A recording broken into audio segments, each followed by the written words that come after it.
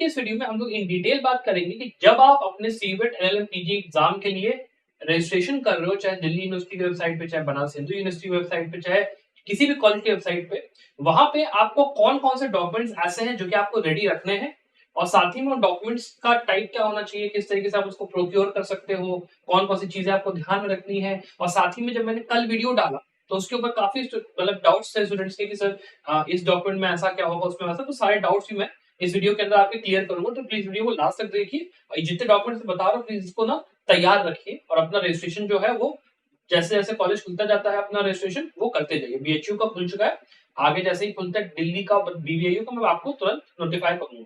ठीक है, अब चलिए शुरू करते हैं। सबसे पहले जो डॉक्यूमेंट्स आपके लिए एसेंशियल है यहाँ पे, पहला है आपका देखिए पासपोर्ट, आपकी फोटोग्राफ। ये फोटोग्राफ जो आपकी होती है ना, ये फोटोग्राफ आपके लिए काफी ज्यादा इंपॉर्टेंट है अपने पास रखना।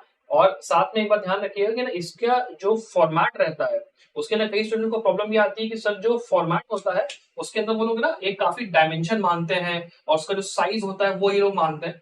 तो उसका सिंपल सा तरीका ये होता है, चाहे आप इसकी बात करो पासपोर्ट की और चाहे आप ये जो डिजिटली स्कैन आपका सिग्नेचर होता है, दोनों के लिए पता है क्या करो, आप नेट पे जाना और आप नेट पे जाके गूगल पे से इतना सर्च कर लेना फोटो रिसाइजर, ठीक है, या फोटो रिसाइज आप बस सर्च कर लेना।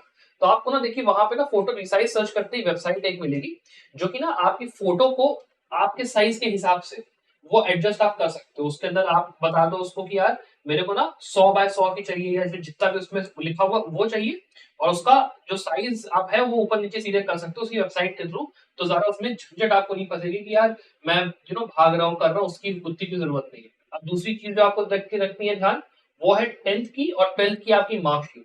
अब ये जो आपकी मार्कशीट है ना, चाहे आप जिस भी बोर्ड के उसके हो, तो आपको दोनों चीजों का ध्यान यहाँ पे रखना है कि जो मार्कशीट आपकी है वो और जो आपका वो सर्टिफिकेट है वो दोनों बेसिकली यहाँ पे लगेगा।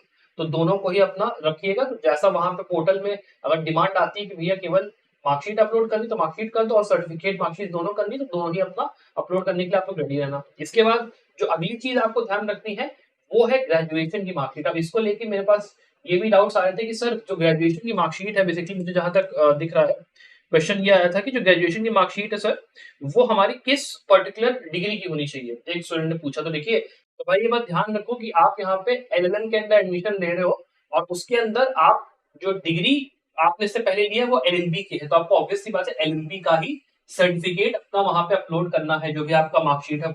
अब इसके अंदर भी ध्यान ये रखिए कि जैसे मान लो आप 5 ईयर अपना एलएलबी कर रहे थे, तो 5 ईयर एलएलबी के अंदर आपके केवल 8 सेमेस्टर तक या फिर मान लो 9th सेमेस्टर तक ही आपकी मार्कशीट आई है, तो केवल वहीं तक अपलोड कर दीजिए। उसके बाद वाली मार्कशीट आपको अपलोड करने की जरूरत यहाँ पे कोई भी कॉलेज नहीं कहेगा, मजबूर नहीं करेगा, जितनी है उतनी ही अपलोड करो। साथ में आपका अगर बात करते हो ट्रांसफर सर्टिफिकेट या माइग्रेशन सर्टिफिकेट वगैरह जो होता है ना, ये कैरेक्टर सर्टिफिकेट, उसकी यहाँ पे इस स्टेज पे रजिस्ट्रेशन के टाइम पे जरूरत नहीं होती है, तो उसको लेके जरा टेंशन मत आना। वो आपको तब जरूरत पड़ेगी जब आप कॉलेज में फाइनल एडमिशन लेने जाओगे ना, एकदम जब पैसा वैसा भर के वहां पे फिजिकल डॉक्यूमेंट वेरिफिकेशन जब होता है उस टाइम पे आपको यहाँ पे टीसी की और कैरेक्टर सर्टिफिकेट वगैरह की जरूरत पड़ेगी। तो उस टाइम जरूर अपना पकड़ के रखना उसको, बाकी इस लेवल पे तो अभी नहीं चाहिए आपको। ठीक, इसके बाद जो दो सबसे इंपॉर्टेंट चीजें आपको ध्यान रखनी है वो है आपका कास्ट सर्टिफिकेट का और इनकम सर्टिफिकेट का। अब इसको लेके देखो काफी डाउट आप लोगों की तरफ से आए।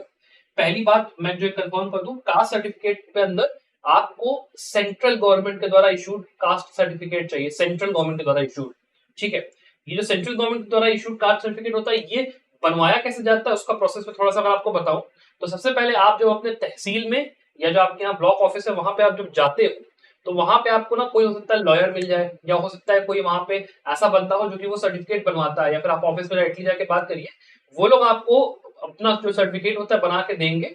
तो वो जो सर्टिफिकेट होता है वो स्टेट गवर्नमेंट के द्वारा इशूड सर्टिफिकेट होता है, जिसमें हिंदी में लिखा रहता है कि state government of Uttar Pradesh का ये अपना जो कास्ट सर्टिफिकेट है वो है, जिस भी कैटेगरी के आप अंदर आते हो। उसके बाद आपको उस सर्टिफिकेट को ले जाकर एसडीएम ऑफिस में या फिर डीएम ऑफिस जैसा भी आपका उसमें होता है, आपको वहां पे ले जाके उसको फिर सेंट्रल उसका बनवाना पड़ता है। तो ये जो पूरा प्रोसेस है, जब आप एसडीएम के यहाँ से उसको बनवाते हो तब आपको सेंट्रल का गवर्नमेंट ऑफ इंडिया के द्वारा इशूड जो सर्टिफिकेट होता है वो आपको यहाँ पे यूज करना है सीयूईटी के अंदर। सीयूईटी के अंदर स्टेट वाला नहीं, सेंट्रल वाला जो सर्टिफिकेट होता है वो मान्य होता है। तो इस बात का ध्यान में रखिए कि आप सेंट्रल वाला इशू करवाइए, उसमें ऊपर लिखा रहेगा भारत सरकार। और ये जो काम है ये आप अगर ब्लॉक ऑफिस में जाते हो तो फिर जो लोग बनाते हैं ना सर्टिफिकेट, उनको आप बोल दो सीधे कि मुझे सेंट्रल वाला बनवाना है, तो वो लोग वो काम करवा के आपको दे देंगे। ठीक है, उसमें कोई ज्यादा वो नहीं, और हफ्ता 2 हफ्ता लगता है। तो अगर आपके पास नहीं है वो सर्टिफिकेट तो जाके बनवा लो, बिकॉज ये समझिए कि जो लास्ट डेट है वो है आपकी 16 जुलाई बीएचयू के लिए अप्लाई करने की। तो उसके हिसाब से अपना एडजस्टमेंट आप करके चलिए कितना टाइम है मेरे पास।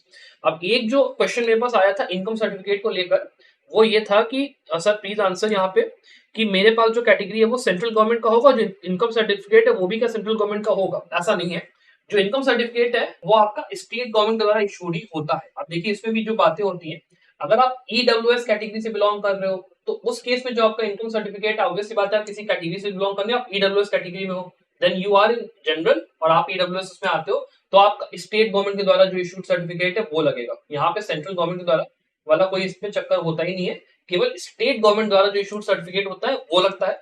इसके बाद अगर आप ओबीसी से बिलोंग करते हो, ओबीसी कैटेगरी से बिलोंग करते हो, तो ओबीसी कैटेगरी के लिए अंदर एक अलग पूरा वही बनता है जिसका नाम होता है OBC NCL certificate, non creamy layer. मतलब वो लोग जिनकी की इनकम 8 लाख रुपए से आपकी अगर कम है तो आप नॉन क्रीमी लेयर में आते हो, अगर 8 लाख रुपए से ज्यादा इनकम है फैमिली इनकम तो फिर आप उसमें नहीं आते हो। ठीक है, आपको ओबीसी कैटेगरी का बेनिफिट नहीं मिलेगा सीयूईटी एग्जाम के पॉइंट ऑफ व्यू से। तो अगर आप जो सर्टिफिकेट बनवा रहे हो बीइंग इन ओबीसी कैटेगरी, तो आपको ओबीसी एनसीएल वाला सर्टिफिकेट बनवाना है, वो भी सेंट्रल गवर्नमेंट वाला। ठीक है, इसमें स्टेट वाले सेंट्रल वाला चलेगा। ईडब्ल्यूएस के अंदर इनकम सर्टिफिकेट है वो अपना ये आपका रहेगा उसका।